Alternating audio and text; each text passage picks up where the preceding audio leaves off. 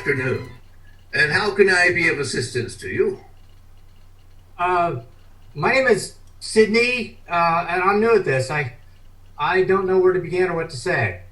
Well, let me put your mind at ease, Sidney. I'm in no way here to judge you. Feel free to express whatever is on your mind. Oh, I understand. But I must be assured that what we say between us will remain confidential. Oh, that I can promise.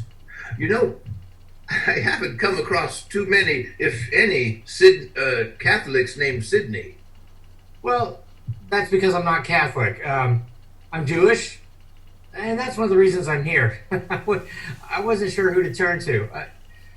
What I have to confess is not easy for me to share with anybody else, not even a psychotherapist. Well, you really should be confiding with your rabbi.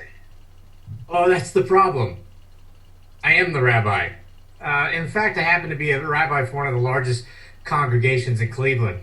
Actually, I'm quite well known and respected in my circles.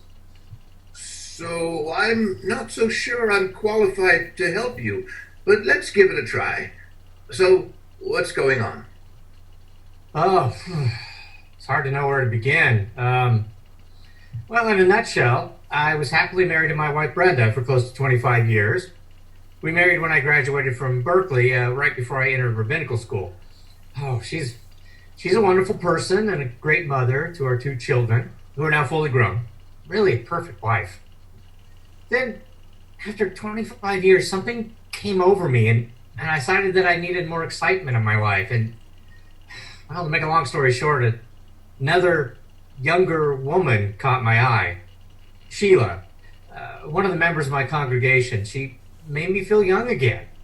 She was youthful and attractive, and her need and appreciation for me played a huge role in my decision to leave my wife and marry her.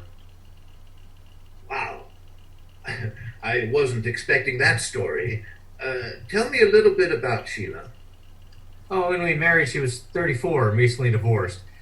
She had two children, 7 and 9, and had been married to a real deadbeat of a husband who never paid her any child support. So you must have looked pretty good to her. How did your wife react? Oh, well, she was devastated, and I felt really terrible. To this day, I wonder what really got into me to cause me to make such a foolish decision. It was almost as if some force took over that caused me not to think straight. I ignored that little voice in my head that told me that what I was doing was wrong.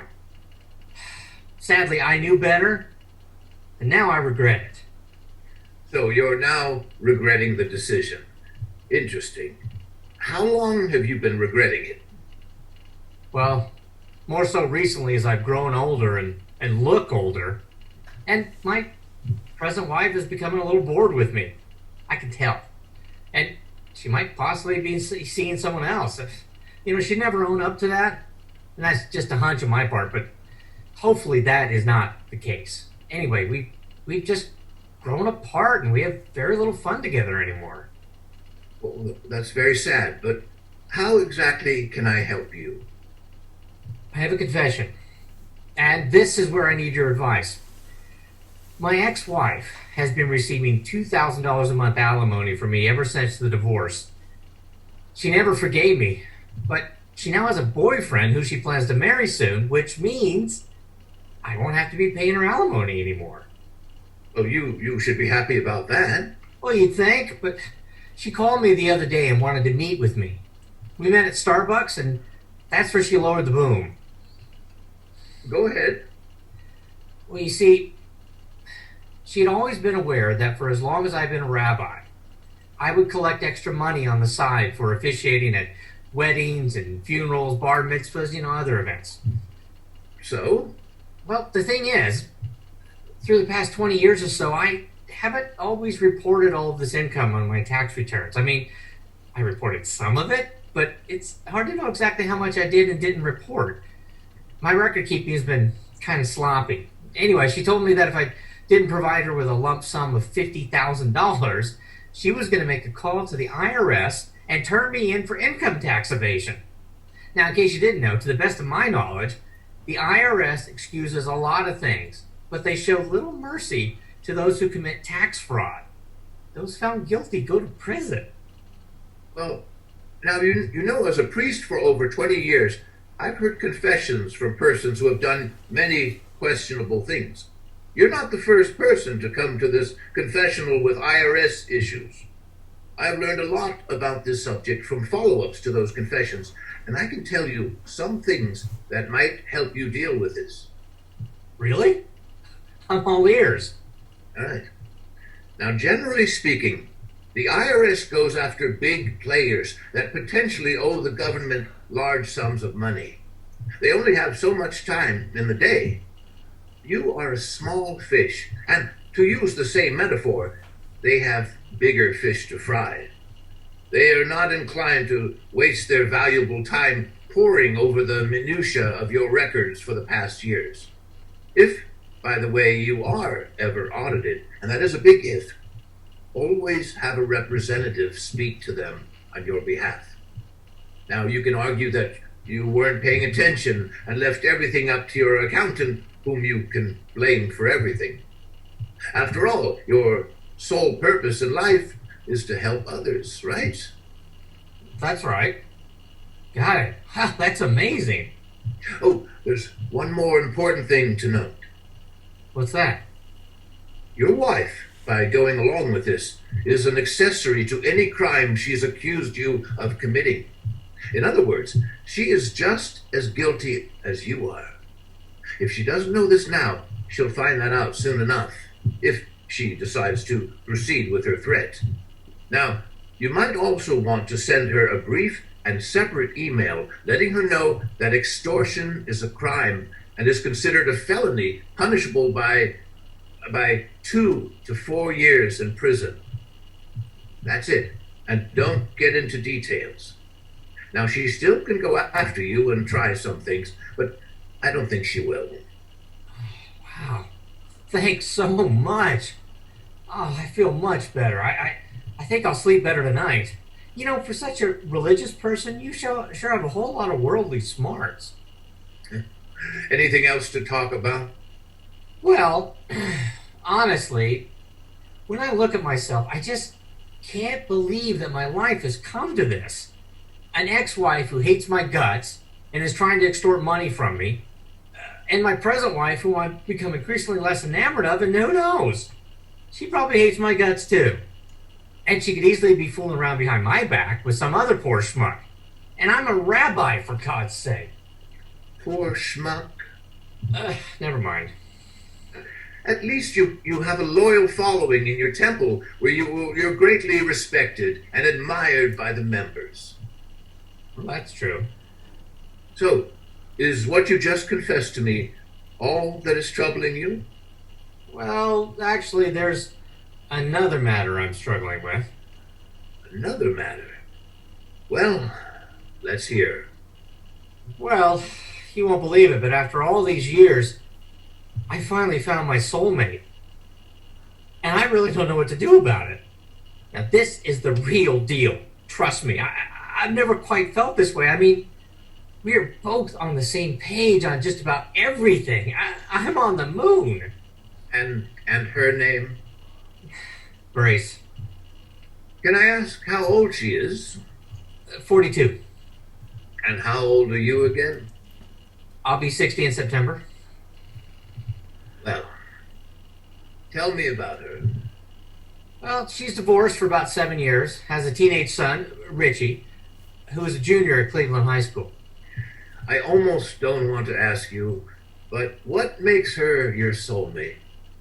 Well, it's that she really understands me, really gets me. It's like we can read each other's minds. We can talk forever. We both like to go on hikes. We both like Beatles music and even classical music and jazz. And although she is quite pretty, more than anything, I love her for her inner beauty. Why not? Of course you do. So how are things progressing? Well, they're progressing, but there are several obstacles I've been having to deal with. Like what? Her son doesn't like me, I can tell. He's always giving me the evil eye.